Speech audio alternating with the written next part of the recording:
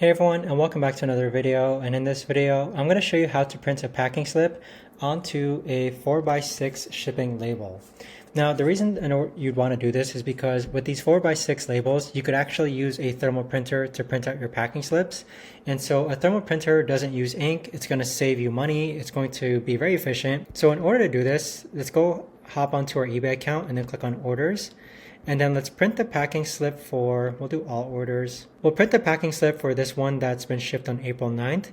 So you want to click on these three dots, click on print packing slip and more. Next, click on print, and then you can save this as a PDF. Click on save, then download it. Open up the PDF, then click on Command P. Now the thermal printer that I'm using is the IDPRT thermal printer.